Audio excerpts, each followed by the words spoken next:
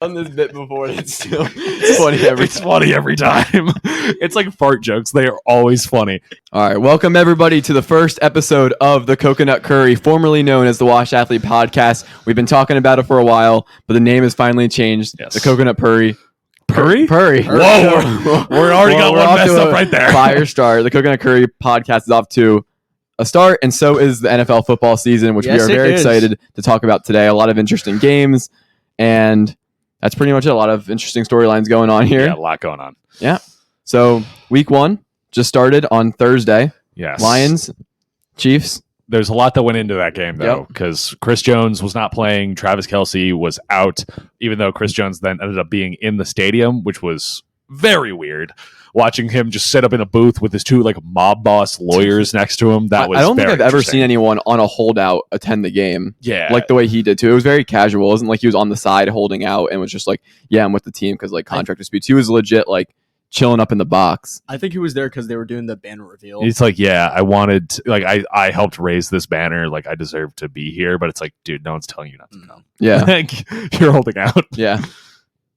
Mahomes is washed. Mahomes is washed. We'll get to that eventually with our over and under reactions. Yeah. But Lions take down the Chiefs 21-20. That was a great game. It was a great game. It That was a great start to the season because I feel like you got the Super Bowl champions from last year, Chiefs, playing, which always you want to see. But then you got the Lions, who is next to maybe the Bears and Justin Fields, Listen, everyone's favorite team. We're just gonna go out there and we're gonna bite some kneecaps, We're man. gonna bite some kneecaps. We're gonna play hard as this Lions way, and that's pretty much like exactly what. Yeah. Everyone loves the Lions for that. Everyone loves Dan Campbell.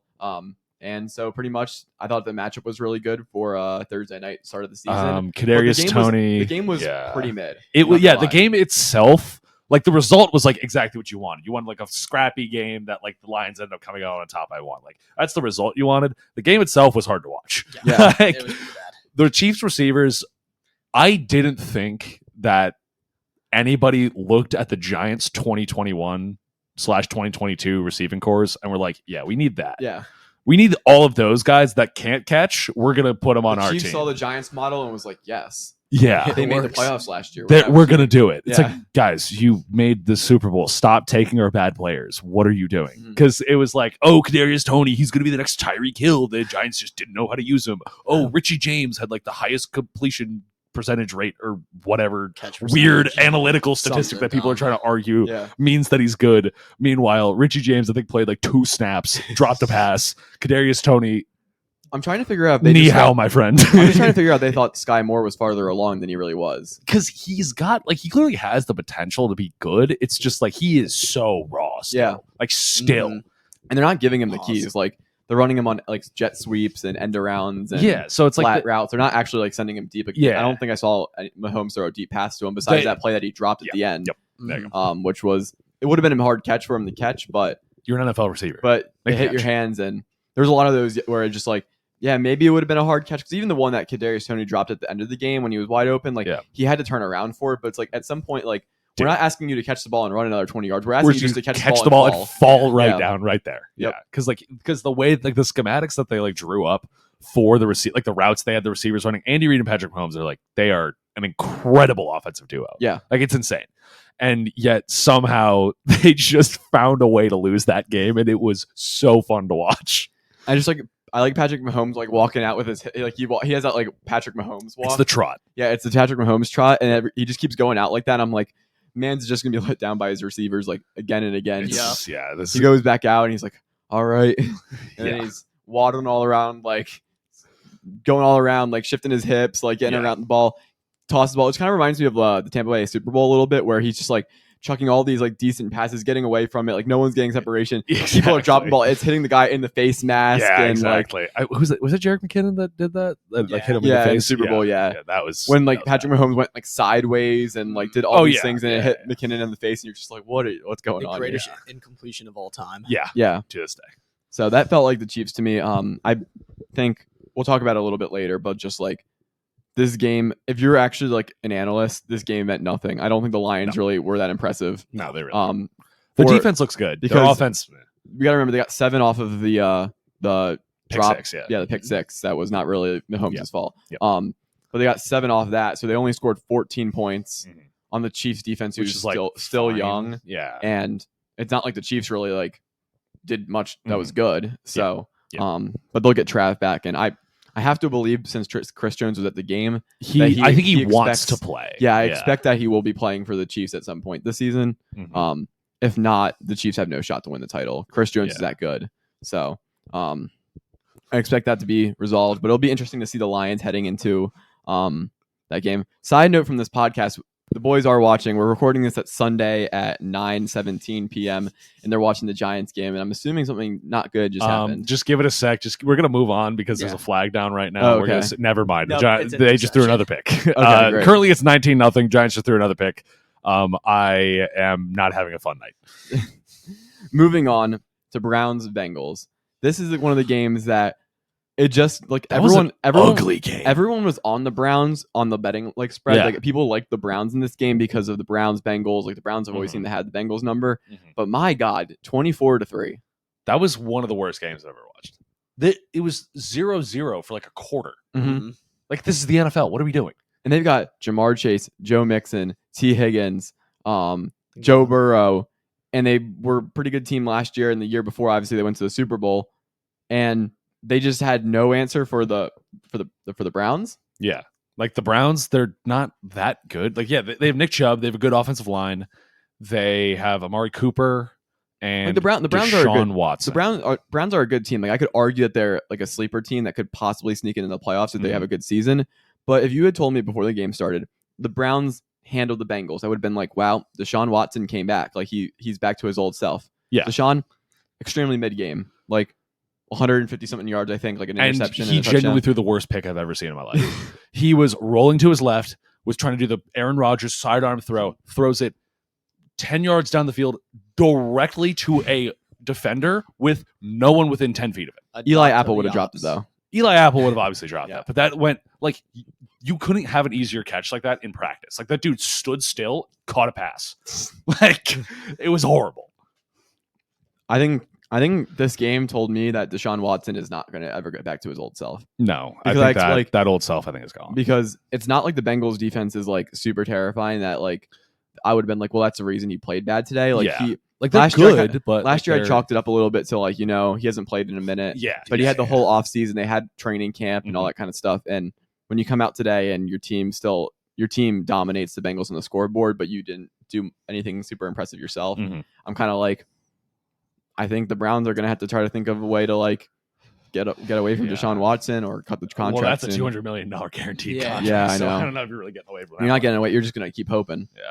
Hope he Wait, has was it those 200 or moments. 300? I can't remember. It's a lot of money. A lot of money. It's an absurd amount of money. So, Bengals need to bounce back. This is part of the problem when you don't play people during preseason. Mhm. I mean, they got injured during Joe Burrow got injured during training camp. Not Yep. his fault, but you don't get in rhythm. And the only thing I'll say on the Bengals end, and we'll talk about this again a little bit later in our over and under reactions, is just if you're the Bengals and you start off the year this way, the AFC is loaded and your conference is not easy, and you're already You need every single yeah, win. and you're already down 0-1, and you just hope that you don't. This doesn't like last year they started 0-2 and they started like 1-3 or something. Like they didn't start off well, and the AFC is really tight this year. Like getting a wild card spot is going to be like you have the Chiefs and the Chargers in the same division. They're gonna be Yeah. fighting for a wild card spot. Yeah. The Bills, Dolphins, and Jets. Jets are going to all be there. So I mean, hey, the Patriots give the Eagles a run for their money today. yeah, Yeah. so you are like you have to very much be careful, and to lose a game to the Browns to start off the season is Mhm. not what you want. So they have to go back to the drawing board a lot and figure that out. And Yep. it's also with the side note that T. Higgins is not coming back at the end of the year. No, and he had a very bad game today. Yeah. So I think that, like, obviously, fantasy owners are very heartbroken. Raj had him on his fantasy team that he actually needed him on. Whatever. 0 But- receptions, 0 catches, 0 yards. Donut. Okay. Okay. This is my So- $50 league too. Okay. But I completely lost what I was saying. Yeah, so I think with T. Higgins, it's going to be cool because obviously you can only you have to pay Jamar Chase, like you have to. Yeah. Tyler Boyd, I think, is already on a team friendly contract, so like there's nothing. Yeah, really he's like a perfect he's going to stay on the Bengals forever. the only way he wouldn't stay on the Bengals is if some other team like tossed him a bag. Like I Yeah. kind of think like the Patriots who are like I can maybe- see them just maybe randomly Tyler throwing him a Boyd bag or could be a something. number one receiver in the right situation for some like, reason. Yeah, Exactly. But yeah, it's going to be I mean, it's gonna be a mercenary bid. It's gonna be the highest bidder who's Yep. gonna be able to get him, and that could change a team. Yeah. And what terrifies me is that the Chiefs might get him, and Mhm. that really, really scares me. Because And- if Justin Ross and T Higgins get on the same team again, Yeah. like on 2019 Clemson, I'm going to scream. Touchdown. Yeah, touchdown. Giants are now down $1 billion. I love my life. I'm going to say it right here. Giants on the money line. You are a moron. I told I you will not. place $1 on it right now if you do. If you place Wait, $1, Giants I'll do money it. line? Yeah. Yeah. Wait, I thought you were saying spread. Wait, hang on. No, what? no, Giants money line. You're a moron. It's free. You are paying it. I Vegas. Place it right now. I want to make it very clear. I said last year that the Jaguars money line, it was free during the Jaguars Chargers game, and I didn't bet it, and I lost I could have made a ton of money. I sat here in this living room or family room, whatever you want to call it, and I said that I should bet the Jaguars, and I was not 20. I was not 21. So you and couldn't legally do I it. couldn't legally do it, and I did. So I didn't I didn't even reach out to anyone, and I will always regret that decision. Well, currently it's 26-0. Oh my god, dude, that wasn't a pick. Oh my god. It is a tough look. They just replayed the interception that the drive started on for the Cowboys, and it bounced off of the turf. And I don't know why they didn't replay it, but I'm going to lose my mind. Got to challenge that. Anyway, Moving on to Ravens Texans. I don't want to spend too much time on this because I think that ugly game. exactly like, what happened. whatever. Fun fact: this is scoregami. There's never been a score of 25-9 25-9 has never in happened. NFL history, so Yeah. that's interesting. You don't really see 25 a lot. That's like a very strange. No, it's a number. very weird score. Yeah. Yeah. I did want to point out CJ Stroud, clean game, no interceptions, decent passing rating, Mhm. like all around. So that's cool to see. The thing I was most concerned about CJ Stroud was that he was going to toss a lot of interceptions and whatnot. So How many did he throw today? Yeah. 0. Oh, Probably throw none. No, he's, Oh. he was that was Bryce Young. Bryce Young yeah, threw 2. 2. Yeah, he was a clean game. J.K. Dobbins, unfortunate ACL injury. That's so sad. I feel so bad. He just for doesn't him. play in the. He wants to play, but he can't. He I just keeps know. getting hurt. Yeah, it's really unfortunate, especially as you think about like the Made rushing attack for the $41. Ravens. You think about Lamar getting his new contract, and you're like, okay, let's move Mhm. off Lamar in the rushing game. Let's have him pass more, give the ball to J.K. more on that running game, and you have a dual threat like read option. And now it's just like your best running back is gone for the year, and you're probably going to rely on Lamar to run again. And Their backup looked okay, but I mean, again, like this really isn't. This is kind of like a footnote in today because it's like it was just like an ugly game. Nothing really to write home about. Lamar didn't have a great game, but like he didn't have to have a great game because the Texans are Yeah. bad. So Yep. it's nothing really. exactly, I mean, I think 16 points. I don't know what the spread was opening the game, but like if you told me that the final score was like what the final score of the Ravens Texans game would have been, I would have predicted something along this line. Yeah. So Yeah. quick game. I did want to spend a little bit of time though on the Bucks Vikings game. That was because- a weird game. this game was super weird. So like, I mean, obviously you can't watch every game in real time. So I went back and looked at the game highlights and looked at the box score. Yeah. First of all, I love the arc for Baker Mayfield. Just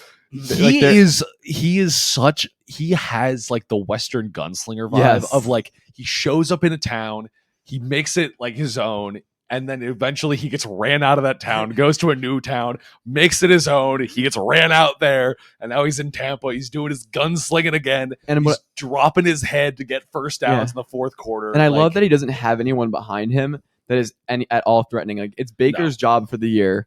Hey, Kyle Trask. It's- Don't disrespect. They would have Shush. already played Kyle Trask. Yeah. So it's Baker's job for the year, and he can do what he wants with it, and that makes me like. I'm just excited that he has like the full season of runway. A hot take. I like Baker. Like I And- know he's not good, but I like him. He's funny. He's fun. Like I like him. He's just like he's kind of just like a big jock that like puts his head down and runs through people. And like I just like that because he's kind of an ass sometimes, but I like that. Like And, he's, since, he's and fun. since he's been a journeyman, I think he has this like low key maturity to him. he's that, like, humble now. Yeah, he's like humbled like, in press conferences Yeah. and stuff. But when he's on the field, he's still like flexing when he like runs down into someone. I'm like, Yeah. I like that.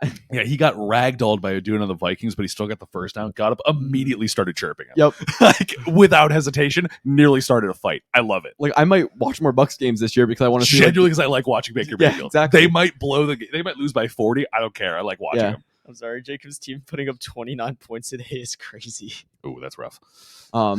So, but this is stereotypically how you lose a football game. If you're the Vikings and you're the better team, you Yep. have 3 turnovers, 2 fumbles by your quarterback Yep. in the first quarter, Yeah. and then you throw a red zone interception, and that's just the perfect way of losing a football game when you're by far the better team. Because if you look at the game highlights and just the stuff, you're like, Justin Jefferson had a good game. Kirk Cousins threw for 300 yards. You scored 17 points on the Bucks, which are not like a great defense. but it's because you turned the ball over 3 times. Yep, because they just lose possessions that they could have scored on. Yep. Because it's a 3-point game. You easily, if your red zone interception turns into a touchdown and you get field goals on the other 2 plays, we're talking about you covering the spread. Yeah. And beating the Bucs. And now you're losing. Now you're losing. Mhm. Exactly. That was everybody was so high on the Vikings, like all these sports analysts. They were like, the Vikings are easily going to win this division. Meanwhile, it's like they looked like ass against the Giants. Yeah. Yeah. They were putting up points against like Mhm. a very young and bad Yeah. Giants defense in the playoff game, and they didn't work it out, and they got Mhm. worse in the offseason. Their defense looks bad. Yeah. It's not good. But I will say, this does not mean the Bucs are good. Because No, they put God, no. I want to make Yeah. that very clear. The Bucs are very, very bad. This is not complimenting the Bucs at all. This is just that the Vikings are not as good as people say. I think the Bucs need to do this thing where they try to sell at the trade deadline a little bit because they have some really good pieces defensively, Mhm. but their team is not good enough. Mike Evans is not coming They back need to just rebuild. next Yeah. year. They So need to rebuild. I think they really should try to ship off some pieces to like contenders and try to Mhm. get like a first or a second.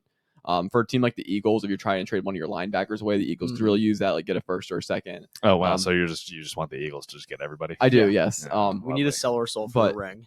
But I think the Bucs should really start to like sell people away because Mhm. it's just they're not a good team. Even like scoring 20 points in the Vikings, unless their defense massively improved and I'm unaware about it. That's just not. I that mean, impressive. Devin White requested a trade at the beginning and then like stopped. But then he doing played that? well. He played well today, He so I'm did, just like, yeah, so I was like, so well, I guess he's happy. I guess he he's just fine. wants to play football. Yeah. Shout out to Jordan Addison. He had a decent game, like Mhm. catching some balls, He had a good like, game. getting involved in the Pitt action. product, not a USC Yes, product. absolutely. I hate that the NFL always pushes that. He won the Biletnikoff, so that's the best receiver in the country at Pitt. He is a Pitt product. So shout out Jordan Addison. I think that little fun duo there with Justin Jefferson, Jordan Addison's a really. And Dangerous. 17, I don't remember his name. That's on me.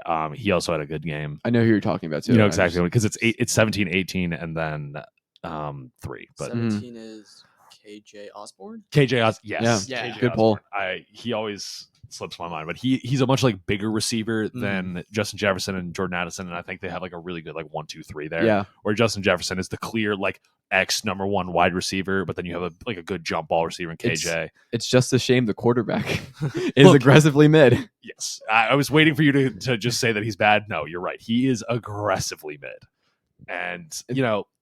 Today exactly shows like you have one interception in the red zone, not great, but one interception is fine. But then you have 2 fumbles, one on just a mishandle off the snap, and then another one you just get steamrolled, but you don't hold on to the football, and that's Yeah. just It's that's tough. what mid quarterbacks do. They just like they can have games where they like he lost the game for the Vikings today. Next week they'll lose against the Eagles, but the week afterwards he might have like a perfect Okay, game where he let's not throws say 400 yards and no turnovers, and you'll be like he'll be dancing with his chains and shotgun and beers. And Yeah, then, exactly. Well, no, he's not shotgun and beers. He's a family man. oh, okay, Exactly. my bad. Yeah, Exactly. you're right. For anybody wondering, the quarterback documentary came out. It's on Netflix, and we got to follow Patrick Mahomes, Kirk Cousins, and Marcus Marcus Mariota. Mariota. And what we found out is that Patrick Mahomes is like the exact same person that he is on TV. Dog. Marcus Mariota, very, very humble, very chill guy. Would love to meet him.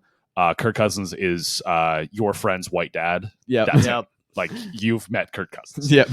He treats his NFL career like it's a 9 to 5. Mhm. Like, And I don't blame him for it. I don't blame him. You got a bag. He does. Falcons Panthers. I think I love the Falcons because they are do not insane. because they do not care about Desmond Ritter at all. No, they're like, Nope. And they just are like, we're gonna go full into the Bijan and Tyler Algier, Yeah. like running run out the the back. rock. Yeah, and I love it. I think Yeah. it's so fun. Because they had last year, they had the 4th best running Mm. yeah. game, I think. They had Something Algier very and Patterson. well, yeah, because their offensive line was also really good. That's true. At least run game wise. I think pass wise, I think they're Yeah. really bad. But they are just like, you know what? Screw it. We were good at the run. Get us another running back. We are running the ball more. And if they're not running the ball, they're throwing it to people in the backfield. Yep. They've no regard, and they have some actually pretty big receiver targets downfield, like Drake London and Kyle Pitts. And, Kyle, I hate. I don't hate Kyle Pitts. Let me make that clear. But oh my god, I'm so tired of hearing every single fantasy guru say, "You got to draft Kyle Pitts. He's gonna get the targets this year. I promise." And he never does. That's Well, what the they've prob- said the problem is every now- season. if you want to draft Kyle Pitts, it's like you got today just indicated they're just going to run the ball a lot. They're gonna run the They're rock because gonna it run works. with Arthur Smith as their coordinator. Like that's what they're going to do. Yep. And I mean that doesn't leave many touches open for Anybody else? yeah. So all three of their touchdowns today were Algier or Bijan. So no other person's catching touchdowns. Desmond Ridder threw 14 passes. So that's not great. I mean, he's 11 for 14. That gets the job done. Yeah, but he's like Jimmy Garoppolo in that one playoff game. At some point this year, though, I'm wondering where they're going to give Ridder more than 14. Like they're going to I think eventually they will, because they're eventually going to have to. They have to be dynamic eventually. They're going to have to try to get him up. Number one, they can win the division because the division's so bad. Oh yeah, so they have to try to do that. Because if they win the division because running backs burn out easy. But if they win the division this year with Bijan, is 100% worth the draft pick because of the extra money and attention the Falcons will get. It would be worth it in 1 year financially. Oh yeah. Also, Falcons defense low key good. Maybe potentially. Panthers just might be bad, but we'll maybe see. Yeah. And that's what was weird about the Panthers is just like on the one side you had like Desmond Ridder who like just playing a mid game like put the brakes and the what do they call it? Training wheels on him. Mm-hmm. But then Bryce Young throws 38 passes. Yeah, 38 passes. And apparently his number one receiver is Jesse Bates. Yes. The safety for the Falcons. Because he threw the exact same pass twice to Jesse Bates. 2 interceptions, pretty much a 50% completion rate. Not the game you would have hoped for him. Now, fortunately, when you're that good in college, no one's like leaving this game going. I don't think anybody's worried about Bryce Young. I think it's just that he is young. Yeah. But he's clearly very intelligent, and he threw the 2 picks. Like, yeah, it's an NFL defense. Like, you're gonna throw 2 picks, but I don't think anybody's worried right now. Also, Carolina offensive line, but where are the targets? Don't worry, Adam Thielen's corpse is out there. Yeah. So Jonathan Mingo's pretty good, and DJ Moore is not on the team anymore. Oh, thank God. So that's very good for Bryce Young, but definitely an interesting storyline. Like that, I'm curious to see how he plays next weekend. Yeah. Falcons are clearly better than the Panthers, so they're, I guess, the team to beat. I think they're the team to beat right now in that division. Because who is it? It's Tampa Bay. It would be otherwise. It would be the Saints, and we'll talk about the Saints in a minute. Derek Carr was playing a little suspect today. All right, we just moved to that game. Yeah, Raiders, Broncos. No, it was my bad. Saints. They pretty much had thinking Raiders because of Carr. Yes, and pretty much the scores of the game were the exact same. Saints take down the Titans 16-15, and what I would like to call a mid-off. Yeah, they were fine. Like it was just like the Titans just made stupid mistakes and then they just like lost. But like they don't have any dynamic players on their team, so like DeAndre Hopkins was getting seat belted by Marshawn Lattimore. The entire game. Lattimore's really good. Lattimore's very good, so that makes sense. And you got kind of like a half washed up Hopkins going in against the best corner with a new quarterback who is mid. Yeah. So and Chris Olave is good. Chris Olave is good. He's still intact. Is good. So Slant Boy caught a pass today. Oh yeah, Michael Thomas caught a couple. He caught like 5 or 6. Maybe. I'm surprised he didn't pull a hamstring yet. But okay. Yeah, so I guess it's a good win for the Saints. There's not much to say, much to learn from the game because again, I think Titans are like, there's 17 games in a season, right? So like, are the Titans like 7-9, 8-8? And the Saints are like maybe a 9-8 team. Yeah, like so they're fine. 16-15, also a really weird score. Yeah. So that's that game, but in terms of Saints Panthers for the Saints Falcons for the division, who do you think's got the edge of the division? I think Saints. I think have a low. Okay, Saints have a lower or higher floor. Falcons have a higher ceiling. Yes, I could definitely because if Desmond Ridder actually can be somewhat decent, he's got the weapons on offense, and their defense looks solid. But I think the Saints just like they have a lot more experience everywhere. Like their defense is a lot older, a lot more vets out there. They've been proven to be very good. And you have somebody like Derek Carr go in there, and he did have a couple Carr moments where he just threw up a terrible pass. But if he was able to like get in sync with his receivers, he has Chris Olave, he has Michael Thomas. Eventually, when Alvin Kamara comes back, he's got Kamara. They've got Williams from Detroit. I forget his first name. Jamal Williams. Thank you. So I think great interview guy. Oh, he's awesome. I love that guy. But yeah, I think they definitely have like the higher floor. They're going to be more consistent, I feel like. But if the Falcons go on a run, they could be a hard team to beat. Oh, for sure. Yeah. Falcons can get really creative with that offense, but like you said, it's like they've eventually got to open up the Drake London, Kyle Pitts pass game to pair with that. They need to backfield, and if they don't, they're going to be really predictable. Because then it's just like, okay, we're going to stack the box with 9 people. You only have 6 people. Especially for a Saints team that can play against the Falcons, which that might end up, those 2 games could decide Because if you go 2-0 in those games, it might decide a division. Saints front seven is very good. Yeah. So and if you're gonna be able to just load the box and play 1-on-1 with like Lattimore and London 1-on-1, and Lattimore wins that battle, then suddenly you're in a position where you can get away with playing man defense and load the box and then stop the run. Exactly. So, yep. Definitely I saw the Saints and Titans end at 16-15. I was like, it's exactly what I expected. Yeah, the Saints and Titans just game to end up low scoring game. Low scoring, boring game. Yeah. But yeah, I wanted to talk about that real quick. I guess Derek Carr is like okay in the Saints. He's 1-0 in the Saints jersey, but I think fine. To be honest, maybe it's how Derek Carr wants it. I just feel like Derek Carr has become a lot less interesting since going to the Saints. Like once he got traded, I was like, wow, that's kind of. Once he got moved on from that, I was like, oh, that's kind of interesting. And then I was just like, I don't really care anymore. And then the Saints play today, and not one part of me was like, oh, I wonder how Derek Carr's playing. Like I don't even know what his stats are. Yeah, I don't even know either. I think something. It wasn't anything crazy. He threw like just one, maybe 2 picks. Yeah, but it was like fine. I mean, obviously he threw a lot to Olave. I think Olave had like 180 yards receiving. Oh wow, like that. And they only scored 16 points. Yep. Yeah, they couldn't really get in the end zone, and they couldn't get the run game going either. Yeah, they couldn't get the run game going really. That's the shock me. Yeah, like Jamal Williams' best run was the last run of the game. Yeah, it was where he ran for like 5 yards, got the first down, and then they just need it. Commanders Cardinals. Sam Howell is the truth, dude. He's the truth. He threw like 4 picks. He threw like 1. It was a bad pick. It was a really bad pick. It was worth. It wasn't 4 picks. It was worth 4. I'm a Sam Howell guy, okay, bro. It was against Arizona. They traded everybody. Yeah, I don't know what this means in terms of like, are the Cardinals better than we thought, or the Commanders just not good at all? Well, so Commanders defense good. Like they are very, very good. Yes, let's see. He had an okay game. It was 202, 1 touchdown, 1 pick. Yeah. 77 rating, 61 completion. That's like literally aggressively mid. Yeah. Maybe one more touchdown would be like truly mid, but like yeah, but that was like an aggressively mid game. I just like clowning on him because he's the Commanders. You should.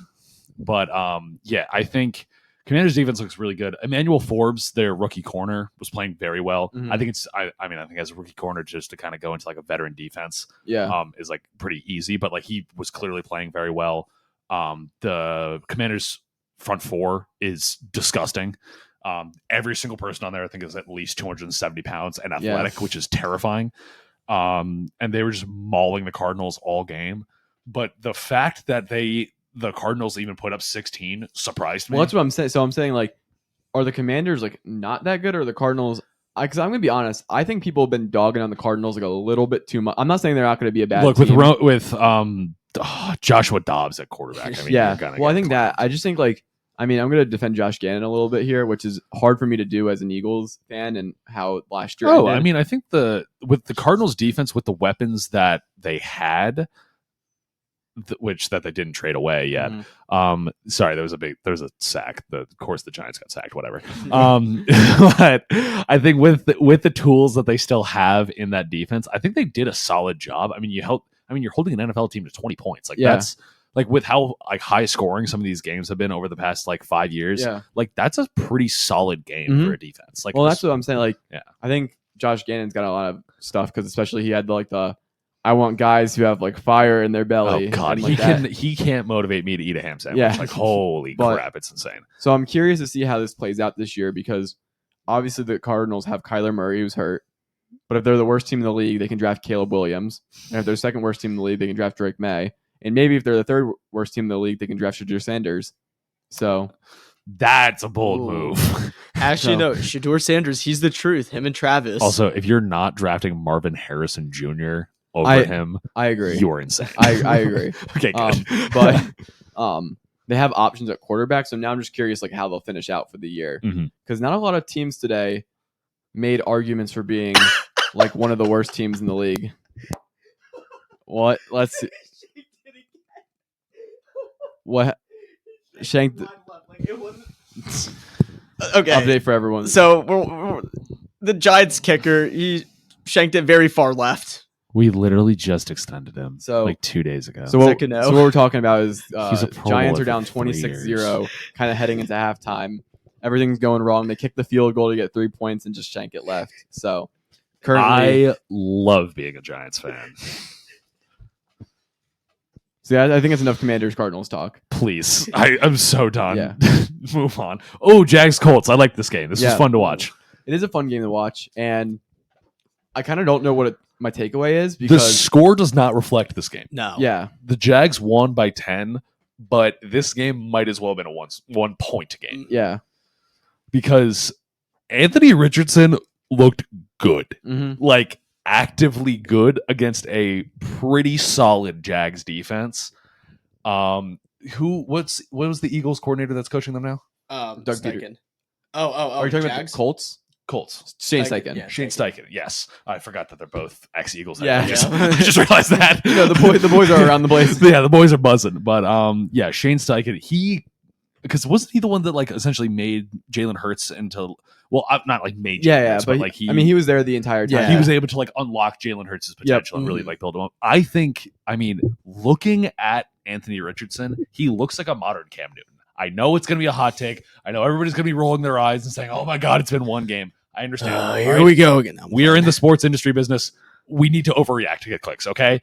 But listen, I'm telling you now. Put that on a poster. Yeah, put that on a poster. We're here to overreact. That's our job. So I really think the way, because he looked raw. He made some bad throws. He threw a bad pick. Like there's a lot of stuff. But seeing him be able to run past people, run like into a defensive tackle and not have that dude able to take him to the ground and then also be throwing bombs down the field, that is terrifying. That is genuinely terrifying. In a division that is already bad, I could see the Colts figuring this out because their defense looks really good because they were shutting down the Jags for most of that game. And like they had like I think there was one that was like a little bit weird where it was like, everybody thought it was an incomplete pass, but then it ended up being like a fumble that somebody recovered. It was something really weird. It was some very odd play that was returned for a touchdown, but I do think that the Colts defense did look very good. And then you had the Ridley show in the first half, and then he did kind of like nothing in the second half. Yeah, they shut him down. So I think that like as a first game, like you kind of look at the second half and look at that a little bit more. I do like what Trevor Lawrence said to Anthony Richardson at the end of the game, and he was like, "You're great, but like be careful about taking those hits, man." That was the biggest thing. Watching that game, because I was watching Red Zone, and one of the announcers was talking, and like once they cut the audio into like because it's like Red Zone, so it's like sometimes they don't have the audio synced up. But then once they cut to the actual audio of the game, the announcer goes, "Wow, I'm really worried about Anthony Richardson taking all these hits as he is like getting tackled, and then he doesn't get up." And we're like, "Oh my God, you've got to be kidding me. Don't tell me he's already hurt off rip." That's the Colts QB curse. It really is. Well, because they had to bring in Gardner Minshew for, I think, a couple drives or something. It was the last. Yeah, I'm still pissed about that. It was, yeah. But it was because he wanted them to cover. But it cost me $55. It is very, very true. I think Trevor Lawrence is very right in that sense. I think that's what derailed Cam Newton's career. I think that is what happened to RG3, to Andrew Luck. It's not about like that he's going to get hit and he's like not like a Tua situation where he's going to get this head injury or these concussions. Or no, he's just going to digress over time. But it's like the wear and tear over time that you're concerned about. And it's very easy to, in your beginning of your career, just to go out and try to ball and make those plays. Because I mean, listen, he'll get his name out there. Cam Newton, one of the most popular athletes in the world for a short period of time, but you want to make sure that you last a lot longer. Someone like Patrick Mahomes, who does the crazy, signed like a 10-year contract, does the crazy things, has a 10-year contract, and no one's doubting that guy for years and years and years to come. Same thing like with Joe Burrow, who can again he does a lot more like not flashy things, but again is going to be around for a long time. So I hope to see Anthony Richardson throughout the year develop into a quarterback. Really fun to watch. Yeah, I hope he develops into a quarterback where we say, oh, this is he's going to be a guy who can sit in the pocket and play those pocket games. And then when he needs to get outside the pocket, he can just scramble and he can run. Do that. Yeah. And then like in desperate situations, he's also 245 pounds and 6'4" and can lay the boom if he needs to. Yep, absolutely. So fun game though. Jaguars took care of business at the end of the day. Yeah, they won. It's really, really good to see Calvin Ridley back on the field. He is so good. I am so happy that he's back. And I think he looks so much better. Like he looks significantly better than he did at Atlanta. And I think that's saying something because he was always like, oh, he's the number 2 to Julio Jones. But now he is the number 1 receiver in that team, hands down. Yeah. There's a lot of players I'm really happy for today who played well, and they'll come a little bit at the end of our week 1 breakdown.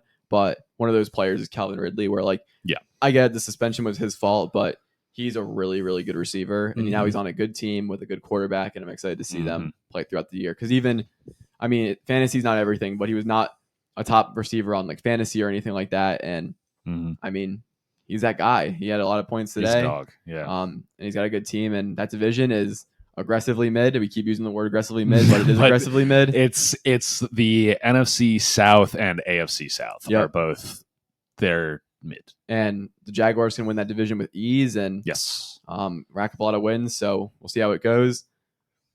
A game that I don't think many the national media was all over the Steelers plus 2.5 on this game. And the 49ers went into Acrisure Stadium in Pittsburgh, PA, and took a big old dookie on the middle of the field. It wasn't close from the first quarter, and it wasn't close to the end of the fourth quarter. There was not one point in that game where you said the Steelers are going to win this game. Nope. There was not a single snap of that ball that had me thinking, you know what? The Steelers have a shot. Yeah.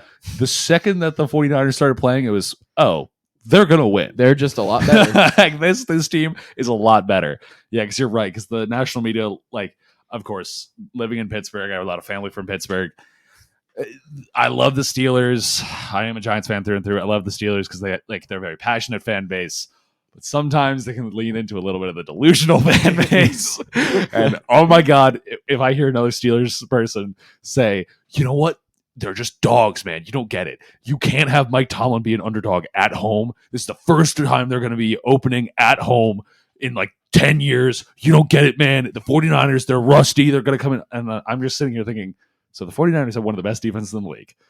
You're going up against a very young Pittsburgh offense. And Brock Purdy, before he got hurt, was leading one of the best offenses in the league. Yep.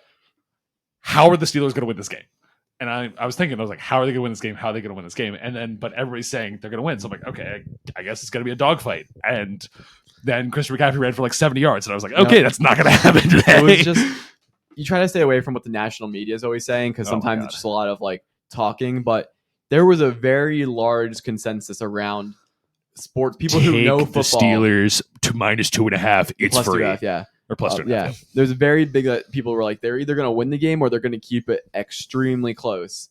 And it just was never close the whole way through. And I mean, I feel like this Brock Purdy story is just getting like blasted all over the place, but the guy is good at football. Like it's just, like of course you two are Eagles fans, but like I feel like you have like a sense of like a respect for him because it's like because I think honestly I think everybody really does, because like there was a point where it was like, okay, maybe he's like a little bit overrated, but it's the fact that he just keeps being good. It's like I don't know what to say, because it's like everyone's like, dude, he's not that good. He doesn't really make that like many good throws. He just throws checkdowns. Like, yeah, you know who else they said that about? Brady. Yeah. And like even if he keeps throwing checkdowns, like he's winning. And they want to be like he's a system quarterback. Like the 49ers have been kicking people's ass with Brock Purdy at quarterback, so like it doesn't matter. And also by the way, he can throw deep balls. Yeah. I want to make that very clear. But when you don't have to throw a deep ball and it's a lot less risky to throw a shorter pass and it's working, why wouldn't you do that? Mm-hmm. Like, it doesn't have to be a home run every single time, because it's like, if it ain't broke, don't fix it. Just keep going. Yeah, I mean, going into this year too, the narrative with the 49ers was like, well, it'll really depend on how Brock Purdy plays at quarterback, and that might be the reason, like, it might be the Eagles or the Cowboys over the 49ers, and the Steelers' defense was good. The Steelers are good. They are, objectively, they are good. TJ Watt had 3 sacks today. Yeah. They are good. Like, the only thing about the 49ers that I'm kind of worried about is their right tackle, who's bad. Yeah. But I think he's a rookie. But he is, yeah. But again, it's like horrible matchup for him in week 1. Literally one of the best edge rushers in the league. Like, that was insane of all time. Like, he's on track. I mean, well, he already tied the sack record. So, That's true. But he is. That was a terrible matchup. I felt so bad for that guy. But it was very, very obvious that like the Steelers' defense historically has been good for the past couple of years. It's always been the offense has been the issue. But the fact that Brock Purdy just carved them up, and Christian McCaffrey obviously is being Christian McCaffrey, like he's running for 1,000 yards and like catching. Which I'm happy to see, because through some of the injuries and being on the Panthers, it was like, he might be washed. Kind of this is another running back that's going to kind of end out of the league a little bit early, and that's just not the case. Yeah, because it genuinely just seems like he was like it was just the wear and tear on his body from physically carrying the entire Panthers organization for multiple years was just like getting to him. And it's like, oh, well, we'll trade him. And then he gets on a good team. And then he starts looking like his old self. And it's like, maybe when you don't have to take a hit from a 280-pound defensive lineman every single play, and you get out in the open field, you can actually be good. Indeed. A game that I kind of feel passionate about, Raiders-Broncos. Are you serious? What? Bro, this game, wait, you actually watched this game? I don't know what happened in that game. I couldn't tell you a single thing about this game. I didn't watch a lot of the game. But just even looking at the score, I'm just like 17-16. After all this talk in the offseason from the Broncos and all the Sean Payton's going to bring everyone, it's going to be great. Our defense, if our offense scored 18 points, we would be 10-0 or whatever the stat was. Yeah. But all this kind of stuff, and the Broncos come up today on a not good Raiders team and put up 16 points at home. With Sean Payton back in the fold, with everybody there. The only guy who's not there is Jerry Jeudy, and just not good. You're down 0-1 now. I mean, granted, the whole division, besides the Raiders, are leading the division right now, so that's good. But I think if you're the Broncos, this is just a really, really bad situation for you. Mm-hmm. It's a horrible game to watch. But to have the Raiders, with Jimmy G, and they've got some interesting pieces on offense, but their defense is nothing special. Still have Devontae Adams. Yep, and I mean, it's not like the Broncos defense didn't do their thing, holding the Raiders 17. But that's, again, it's like great defense. That is the Broncos' curse, is that they have a great defense and just a bad offense now. And it was all supposed to be Sean Payton's going to come help this team, and I'm sorry, 16 against the Raiders is pretty unacceptable. That's booty. Mm-hmm. Yeah, the Raiders' defense is not that good. They got Max Crosby. And that's about it. The Broncos will run into a lot. I mean, the Chargers and the Chiefs defense is better than the Raiders. So within division, those are harder defenses for you. And there's going to be a lot other ones on their schedule this year that will be better than the Raiders. So not a good start for them. Yep. I'm going to spend a really short period of time on this game, even though myself and Roger are Eagles fans. Patriots lose to the Eagles 20-25. Up. Oh, yeah. Patriots. Sorry. I thought you said the Eagles lost. I was like, nope. Yeah. Yep. Eagles beat Patriots. It was just an ugly game. It's just an ugly game. Eagles, the spread was 4.5. Eagles win by 5. Barely cover. Whatever. Barely cover. It's kind of what you expected. The weather wasn't great. It seems like, weather wasn't great. It seems like a little bit of like the Super Bowl hangover of just like they just need to get into the gear. Eagles also looked like a team who didn't play in the preseason, which they didn't play in the preseason. A little bit concerned about their middle of the field and their linebackers and their safeties, but we'll see. It's the Eagles. They'll figure it out. It's Nakobe Dean, new Blankenship, new coordinator. They got to work out the roster. But a guy I'm really happy for is, honestly, I didn't think I was be saying it's Mac Jones, because his job has been questioned a lot. Mm-hmm. I like to clown on Alabama because our friend Jacob loves Alabama, but I'm pretty happy that Mac Jones had a good game today, because for a guy who was a first round draft pick, played really well at college, I'm just really happy that maybe for one season, we don't need to talk about Bailey Zappi taking his job, and maybe we don't have to talk about a guy getting drafted over him. So it was a good game from him today. So I'm just happy that, I don't know, I like to give guys a chance in the league. Also, Zeke looked solid. Yeah, Zeke looked like he had 7 carries for 29 yards for 4 yards per carry. But also, when he got the ball, he looked really good. He looked dynamic. He looked really light and quick on his feet. He looked a lot. He looked healthier. Yeah, genuinely just healthier. So I'm also happy for him, just kind of getting buried in Dallas a little bit, goes to a very mature organization. Yeah. The Patriots are definitely one of the teams that I think you want to see least on week 1, because you always know they're going to Belichick will figure you out. Yeah. Yeah. And while you don't know your own team, while you're still trying to figure stuff out. Belichick knows. Yeah. He knows. So I am happy that the Patriots, not Patriots, Eagles got out with a win, just because I don't want to be paying the Patriots. They're going to be good in the trenches on O-line and D-line, just no matter what. They're going to be perfect on special teams too. The opposite is right. You have the Bengals in week 1 who have a bad offensive line, so they can be had in week 1 when they haven't figured stuff out. Meanwhile, you're never going to just destroy the Patriots because their lines are good and they'll be prepared for the game. Yeah. So moving off that game, another game we're not going to spend any time on. Rams Seahawks, just so strange that the Rams kind of handled the Seahawks when the Seahawks had this low key good season last year, and then the Rams were awful, and then Cooper Kupp's not playing in the game, and then I think it's just Matt Stafford is back to full health, and he is a significantly better quarterback than Geno. I love Geno. awesome story, Giants legend. But Matt Stafford is a better quarterback, and somehow the Rams found another random white receiver to throw to. They somehow found him. He had I don't even know his name. It's some rando. Just you can try to look up the leading receiver for the Rams right now. But he had 10 catches for 100 and something yards, no touchdowns. But he still looked like an animal. Yeah, it's Puka Nacua. Puka Nacua, yeah. Puka Nacua. Okay, we're probably butchering that, but out of BYU, he looked. Oh, but I mean, they have Tutu Atwell has 119 yards receiving. Yeah, Tyler Higbee is 49. I mean, it's just all around the board. On rushing, you have Kyron Williams 52 yards. Cam Akers has 22 carries, 29. Matt Stafford 34 yards, no touchdowns, no intercept. I think Sean McVay dialed up a good offensive script, and it just worked. Yeah, and for this will be interesting down the line for standings because I don't think the Rams are that good. I think the Seahawks are mid. But what does that look like for the division? Because the 49ers probably just run away with it. Easily, because Arizona's irrelevant at this point. So. Yeah, so I think that's if you're the 49ers, you're this is great because you don't think the Rams are going to be that good. And now they just stole a win away from the Seahawks in division. Mm-hmm. That's crazy. And the Seahawks were at home. Yeah. So that's all huge. That to say, 49ers had a good day. Yeah, 49ers are very happy today. Yep. Game of the day. Definitely. Could be a game of the year.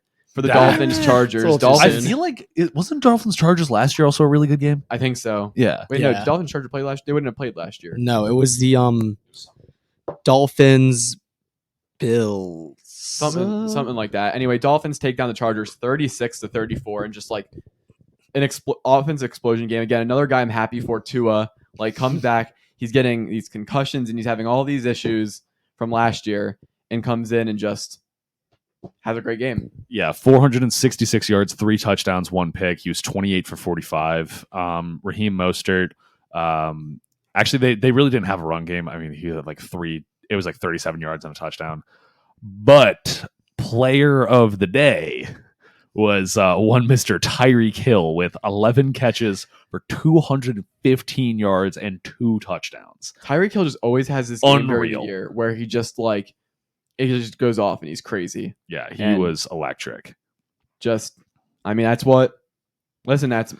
Mike McDaniel, Tua. Offensive guru right there, yeah. They can dial up a really dangerous game, and Chargers had their way. I'm this should not be a situation where the Chargers feel bad about themselves. Justin Herbert, 23 for 33, 228 yards, 1 touchdown. Austin Eckler had 117 rushing yards and a touchdown, plus 47 receiving yards. So he had a combined over 150 yards combined. Keenan Allen had 76 yards receiving, nothing too big there. But they actually had a couple guys. They had another guy, Joshua Keeley.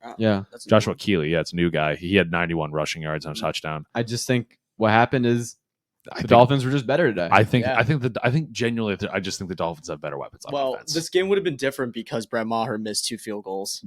That is true. Yep, that changes everything. That is true. I guess they would have won the game. Yeah. It would have been 40-36. But that's the woulda, coulda, shoulda. So sucks. It'll be interesting.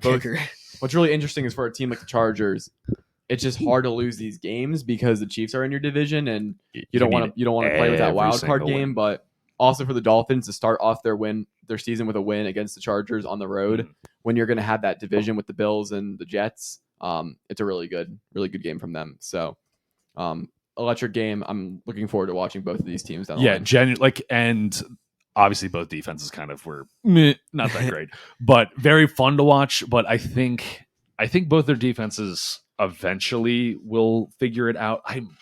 I'm hoping the Chargers defense can figure it out because they have so many good individual players and they just can't put it together. So many good players because they have Joey Bosa, they have Khalil Mack off the edge. How are they not getting sacks? Derwin James in the secondary. They got they had this other kid on the D line who's really good. Someone. They got a linebacker from the Vikings, not Anthony Barr. It was the other one, Eric Kendricks. They got Eric Kendricks and they had J.C. Jackson. He led the league in interceptions 2 years ago, and then it just somehow they can't figure it out. Who is the defensive coach? I think it's Brandon Staley. It's Brandon Staley, yeah. Brandon Staley. What are we doing? Figure it out. Yep, and a really side note is that Kellen Moore's first day as OC of the Chargers went well. Obviously, they put up 34 points.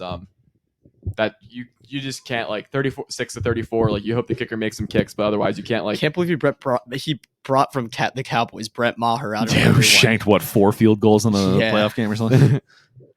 Funny little storyline, but looking forward to watching those teams. And America's favorite bet this entire offseason was Justin Fields MVP. for MVP. And the Bears walked into Lambeau today, got smacked around the entire field on offense and on defense, and they let the Packers. Oh wait, did you say that they were in Lambeau? They were in Chicago. They were in Chicago. That's even worse. They were in Chicago. The Packers walked into Chicago with the 2024 league MVP and whooped them 38-20. And that game wasn't that close. Nope. Brett Favre, Aaron Rodgers, Jordan Love, all shaking hands, So owning. yeah, I the believe. Bears. Okay, it's gonna take one more game. It's gonna take one more game, but I do believe that if Jordan Love has another good game against the Bears, I think the transfer of ownership papers need to be handed over from Aaron Rodgers to. The only thing I'll Jordan say Love. is Jordan Love had like a 60% completion. It was not a great game from him. But he had 245 yards and 3 touchdowns. Yes, I will say. I think he had a good game. Yeah. But I will not, it wasn't like he was But, the most efficient he could have been. Wasn't that his first start too? It was like the first Should've time he been, yeah, actually yeah. it was his first true start. Mhm. I think one of the parts that was very good to see was the Packers' run game was finally there. Yep. I don't know where this has been for the past 20 years with Aaron Rodgers, but apparently they decided now's the time. Holy, Sean Clifford went in. Yeah, he did. So they had like a running back by committee. They had Aaron Jones, Patrick Taylor Jr. No idea who that is. Probably just some new guy.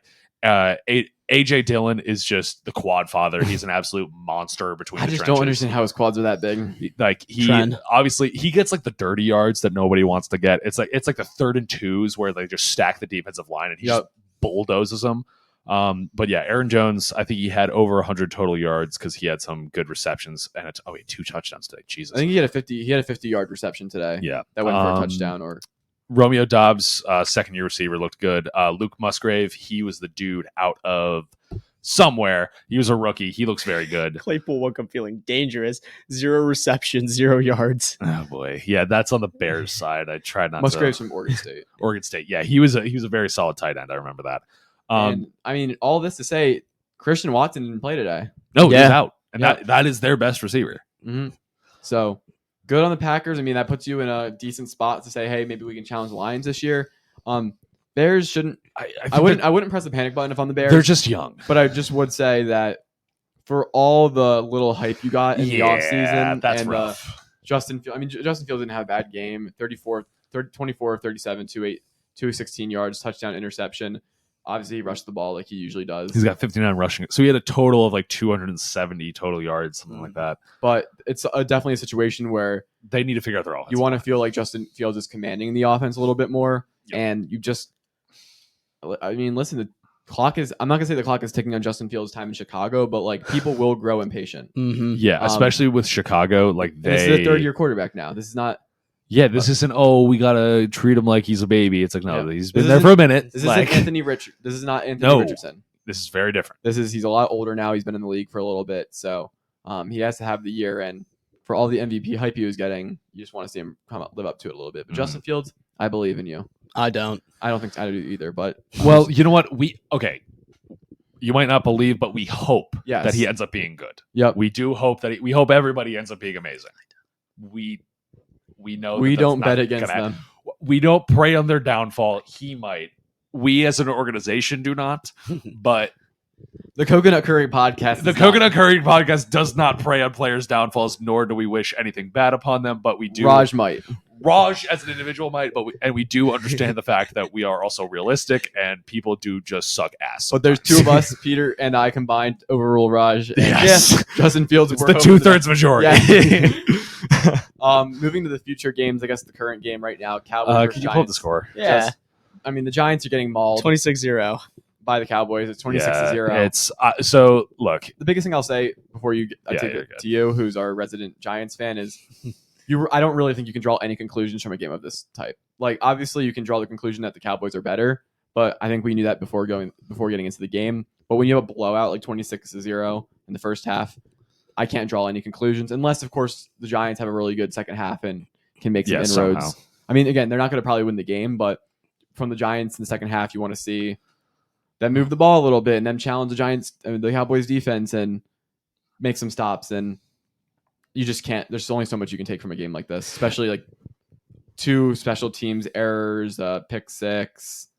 It was a pick six. I think it was like a pick six off of a tipped pass, or it might have been a fumble, like one of the two. Like, yeah, I forget what, but it was like off of. I think it was off of Saquon's hands or something. But it's like it currently 14 strange points were scored. Yeah, exactly. And there was also I think one of them was like an interception that I think hit the ground, but they didn't review.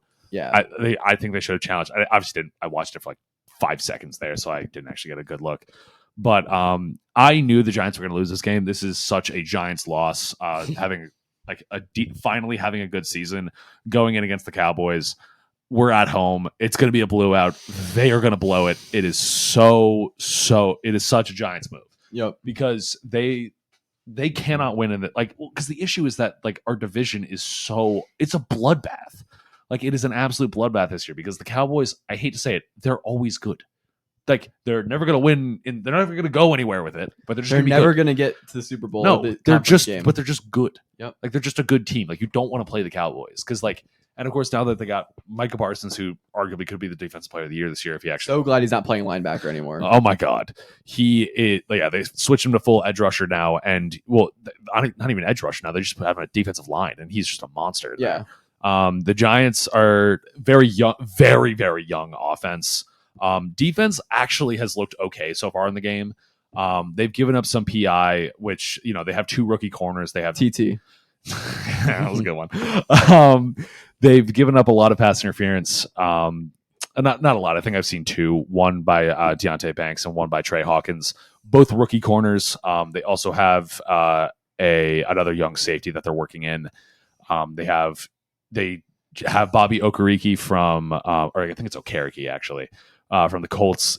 First year here, he looks very good, but again, young. Micah McFadden, their linebacker, second year, young. The Tony Pollard just ran for 1 billion yards there. A lot of guys that have just come over that we signed on like 1 or 2 year deals or something like that. It's a very, very, very young team. Like, I cannot stress this enough.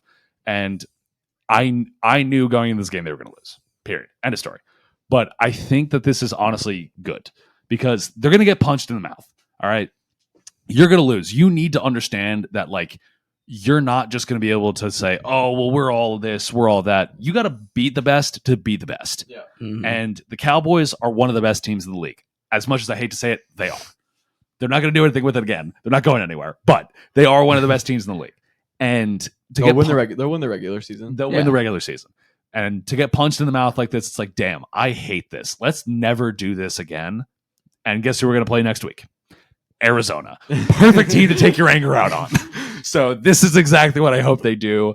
I'm not the Giants spreading the Cardinals games free. Yeah, hammer the. Please don't take this gambling advice. I don't gamble at all. I do. It's a good bet. But yeah, I think it's just a rough look.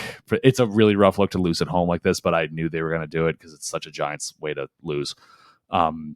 But to get they won't get shut out. I know they won't. They'll figure something out, bro. It's literally the beginning of the second. They're half. not gonna get shut. They're out. not gonna get shut out. I mean, you better go for it on every fourth down. I mean, the Giants should have 6 points. They should have 6 points. Yeah, exactly. And like Daniel Jones looks terrible right now, but again, it's downpouring and 1 pick is off of somebody's hands. And Daniel Jones also can't hold on to the ball as it is. So when in the rain, it's not like he's he only had 6 fumbles last year. And of course, this is an absolute torrential downpour. Apparently, yeah. Well, not anymore. It's gone now. Yeah, now it's gone. But of course, like at the beginning of the game, it's like he was having like turf stuck to his face. Offensive guards are terrible. That's going to be 110% who we're going to draft next year. Ball's out. Weren't you just saying how it wasn't pouring anymore? He just fumbled the ball. It doesn't look like it's raining anymore. It doesn't look like it's raining. But yeah, Giants, young team, a lot of potential. I think it's a good thing they got punched in the mouth at first because, you got to understand that you got to come back from this and you got to keep fighting. And I think they are showing a lot of fight right now. I mean, hell, Bobby Okereke just punched the ball out from Tony Pollard. They didn't recover it, but still, it's like you got to be fighting. It doesn't matter what the score is. You just keep fighting. Can't wait till both of our guards are gone at the end of the year. Get rid of them, draft new ones. Yep. So you will be seeing this probably on Tuesday or Wednesday, a couple of days after the Bills-Jets games. My only preface for the Bills-Jets game will be there will be nothing I see during that game That surprises me. that will surprise. If the Bills came out and destroyed the Jets, I wouldn't be shocked. If it was a game of the year type of game, I would not be shocked. And if the Jets came out and destroyed the Bills, I would not be shocked. I don't know what to expect. I'm not going to draw any conclusions from that game because I don't know what to think. The only score that would surprise me if it was just genuinely a bad offensive game. Yeah. The only takeaway I'll get is if Josh Allen goes out there and him and Stephon Diggs aren't on a good page and Josh throws some interceptions and has some fumbles. That's the only time I might be like, oh no, could this be a really rough year for the Josh Allen, Stephon Diggs combo? Yep. Besides that, there's nothing I'm drawing from this game. Jets are a new team. Mm-hmm. Bills have been good in the past, so yep. I don't want to spend too much time on that game. Now we're going to move into a little bit of overreaction, underreaction. We're each going to go through an overreaction we have from week one. Again, overreaction doesn't mean we necessarily completely think this way, and then an underreaction where I'm not concerned. So we'll go around and do overreaction first. Peter, what is your overreaction for the week? Overreaction is the Chiefs. They're terrible. They're washed. They don't have anybody. I'm kidding. But genuinely, like, the overreaction is like, if the Chiefs don't figure out their receiver situation, they are not going to be as good, period. Yeah. Because look, Travis Kelce is probably going to go down as, you can look at it as the greatest tight end of all time. Personally, I think there's more to a tight end position than just catching. But I think receiving wise, he is hands down, bar none, the greatest receiving tight end of all time. There is no debate there. Personally, Gronk's a better blocker and overall player, but whatever. But that's one guy. And when your number 2 option is Kadarius Toney, number 3 option is Sky Moore, and they combined for like 5 drops alone, you're not going to win games. Yeah. And their run game is fine. But that's, again, not going to win you games. But it's not like they got dogs back there. No, it's like they have Jerick McKinnon, and then they had Isaiah Pacheco. Well, Isaiah Pacheco is a dog. He's a dog, but he's not like the dog. Yeah, he's like kind of one of those. He's like an Australian Shepherd where they're like very, very a lot of bark, and they like fight like cows and stuff. But like they can get thrown. But has Pacheco ever really have 100 yards rushing? I don't think so. No. He's a very angry runner though. He gets the yards. He is exactly the type of running back the Chiefs need when they have offensive weapons on the outside. And which is not what they have. They don't have that anymore. Because I think someone that was really underrated for them was Juju Smith-Schuster. He's on the Patriots now. And he was even MVS was really big in the Super Bowl. MVS, and again, I think MVS was playing today, or not today. He was playing on Thursday. But again, it's like when you only have one option and you can just throw 2 people on MVS is kind of going to get locked down. He's good. He's not that good though. And I think Juju was a great like third down option. He's always been a very reliable receiver where like you throw it to him, he's going to catch it. Like, it was today too. He had a few catches during the Eagles-Patriots game. Exactly. But then, God, yeah, I think the Chiefs just need to cut Kadarius Toney right now. He's a cancer. He already deleted his Twitter because he was too busy typing on Twitter on his burner account and yelling at Giants fans who were like 12 years old, calling him stupid. Yeah. And he was trying to flex on him and no one cared, but whatever. He's a weirdo. Yeah. But yeah, overreaction. Overreaction is the Chiefs 100%. Yeah. I think they need to. This could get bad. Of course, it's the Chiefs. I think the big interesting overreaction is what if they're not good enough to win a division and they don't have home field advantage through the playoffs and they're on the road every game. Yeah, they're not in Arrowhead. Like, because Arrowhead is a big home field advantage and they lost to the Detroit Lions. Yep. Raj, what's your overreaction for the week? No, I don't really. I don't know if it's. I don't want this to sound like a hot take, but I don't know. I'm trying to make this. It's the overreaction. It is the overreaction. It's hot takes, right? Yes, okay, I'm just making hot sure. take, overreaction. Like, I wouldn't call it a hot take. I'm not. You're not the one making a take on anything. No, it's just genuinely like, what are you overreacting to? Like, what do you think could be like? Oh, this could be something really important in the future. I think this game for the Steelers proved nothing. I think this game was just a fluke game. That's not an overreaction. That's an underreaction. Oh shit. Well, Sam Howell is him. Okay, so Raj has no overreaction. Okay, so he didn't have a take today. Yeah. Anyway, we'll be back to him next week. My overreaction, on the other hand, is the Steelers.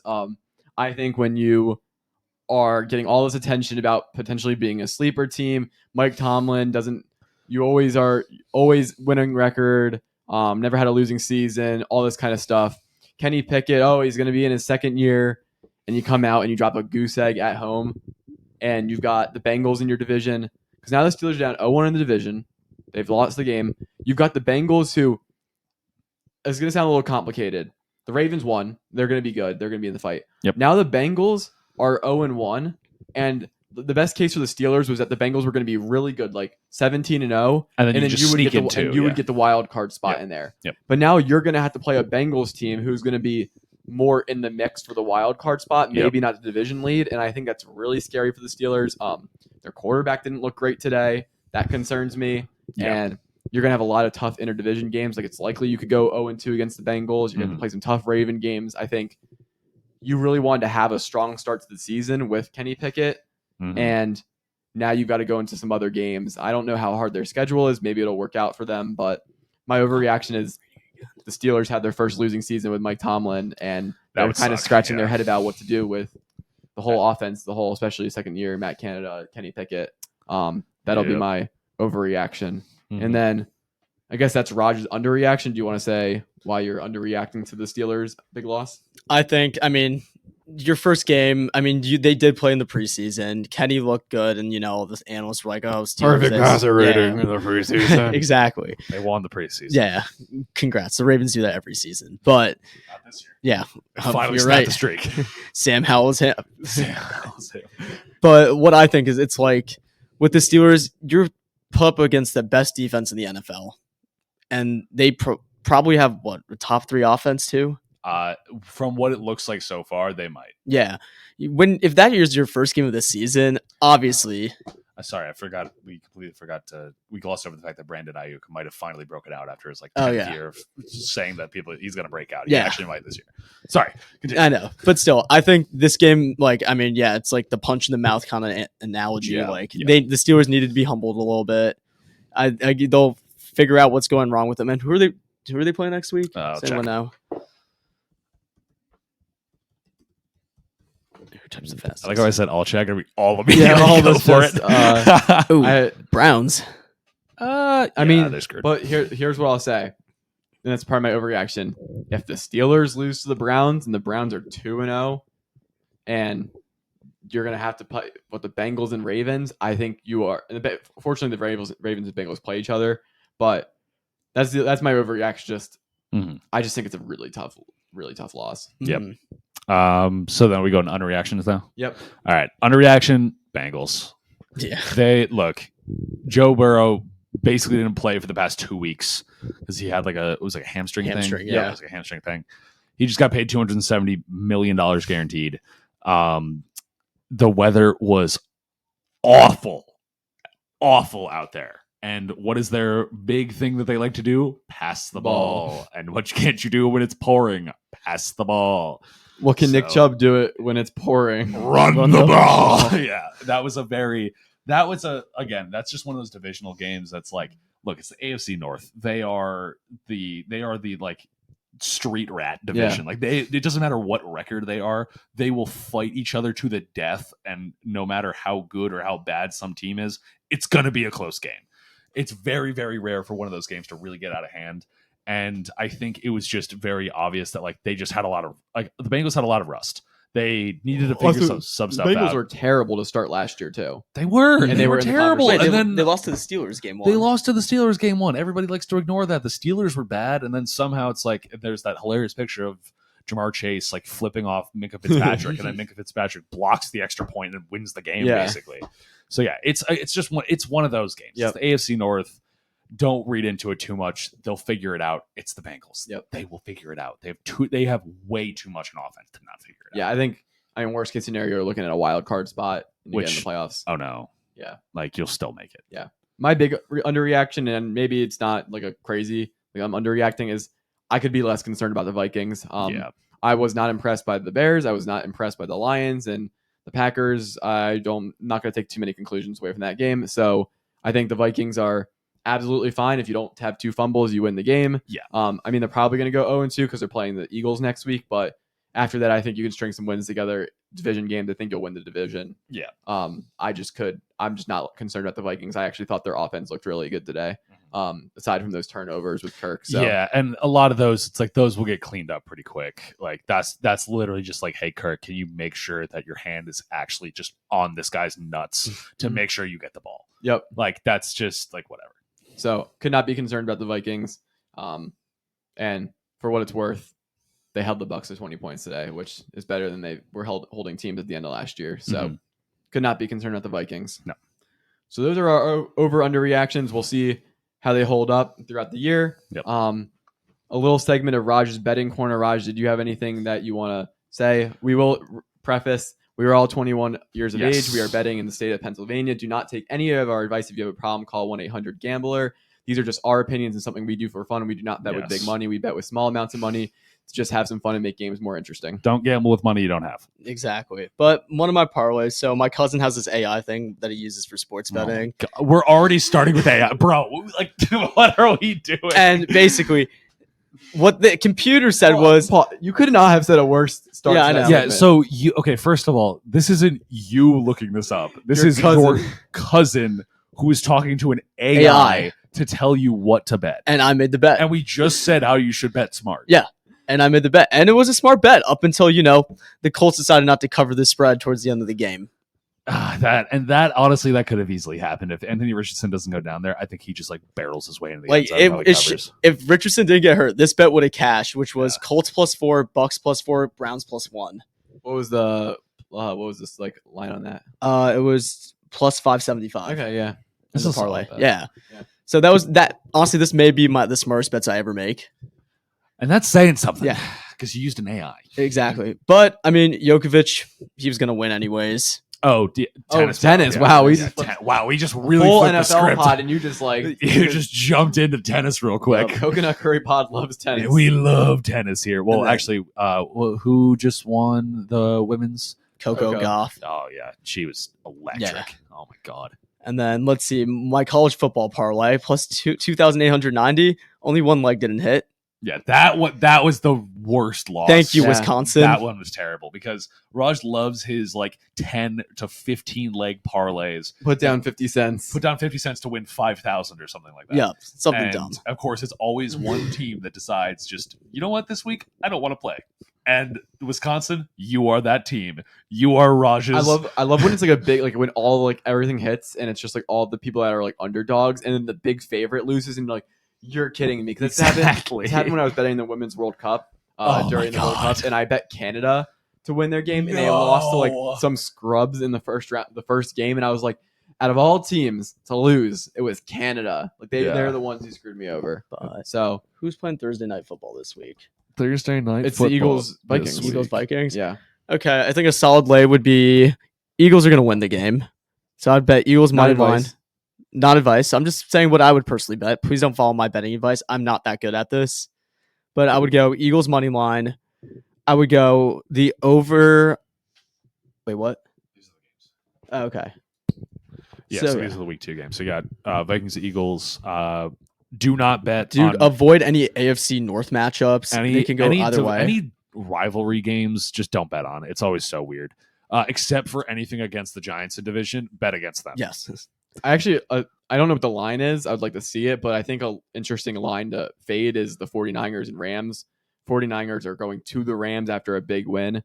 If that line is pretty big, if you're getting 7.5 or something like that, I think you could take the Rams. Yeah. In that game. What about some futures that you like? I really after today, I really like Tyreek Hill for Offensive Player of the Year. I think that could be a good one. Really interesting play. Damar Hamlin, Comeback Player of the Year. That's free. It is. That's literally free.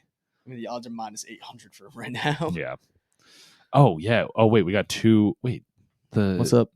We got Browns, Steelers, and we got a double AFC North matchup. Yeah, it's the double AFC North. I think a lot of there's a lot of rivalries. Chargers, Titans. I think that could be a game where you can. I would take Chargers money line, and I would take Austin Eckler anytime touchdown. Anytime touchdown, maybe even a Keenan Allen anytime touchdown with the over on Herbert passing yards. Yeah. For the Eagles Vikings game going on that, I like the Eagles just money line. I wouldn't bet any spread, and then I really like the AJ Brown over on receiving yards. He had a tough game today, the Viking secondary is not I good. would honestly throw in Devontae Smith over on like receptions too. Yeah, maybe. And for the Commanders Broncos, just take the under. It's Yeah, not going to be a just high take score the under. game. Just take the under, please. For I the love wonder of God. what the I What- can look at it. What yeah, the what the- over under is for that. what the game. line is. Real quick. It can't be that high. I don't think they published it yet, did they?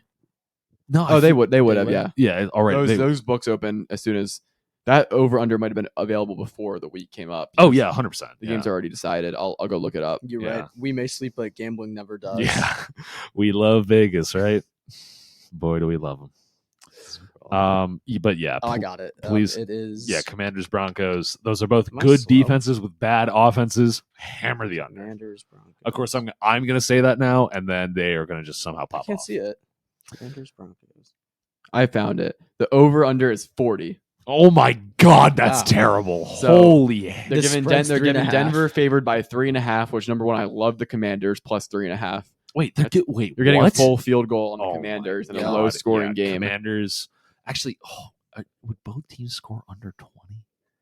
Oh, we got Saints Patriots. That's too. like a crazy That's a crazy line. Yeah, I mean, didn't know it was Panthers. that low. I thought it was gonna be like at least like 30. Ooh, we have Chiefs. Jaguars. real okay. Hold on, real quick. I just want to mention I didn't expect to get this deep into the betting corner. Miami and Patriots are 45.5. Hammer the over. Oh my God. After the Patriots put up like 20 so on the Eagles defense today, and the Dolphins had a light show against. Yeah. Against The the Chargers. Hammer the Oh, over. I'm gonna like Christian Gonzalez versus Tyree. Wow, we got Yeah. some low score like 42.5, 40.5. Well, I mean, There's- think about how bad the games were. Like, Yeah. it was a very low score. Besides, obviously, besides the Chargers and Miami and the ass whooping in MetLife, Mhm. very low scoring games. Yeah, I actually like a lot of these overs. I think maybe And there's some Jags, of course. overreaction to some of the games, but Mhm. I might say I might like the Commanders, and I still Yeah, might like the Commanders, Commanders. and genuinely with a line at 40, you might have to take the over. Yeah. like just that is so. but it does aggressive. give you pause where you're Yeah. like, well, Bills, because I guess Jets at there were two 45 games and a today that half. were the Broncos sad. barely score over 18, so it's like, how do you? Because who did the Broncos play again today? The Raiders. Yeah, Yeah. Oh wait, no, yeah, they're gonna score like 2 points. Never mind. The Commanders' defense is way better than the Raiders. Oh, Yeah. they gave him a 425 slot too.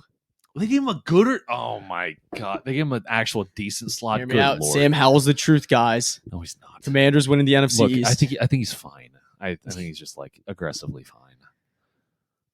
See how I didn't say aggressively? Yeah. Because that's, our Yeah. that's our crush we've been using. yeah. That'll end the betting corner again. Just a reminder: don't take our bets. Trust me. Don't take advice. Don't. If you don't bet money you don't have. 1-800-GAMBLER if you have a problem. We are all 21 and betting in the state of Pennsylvania.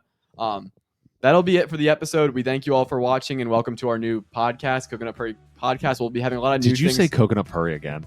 Maybe. Coconut curry. I can't talk sometimes. Repeat Coconut after Curry Justin. Podcast. Do not. We'll be Repeat after me. pause.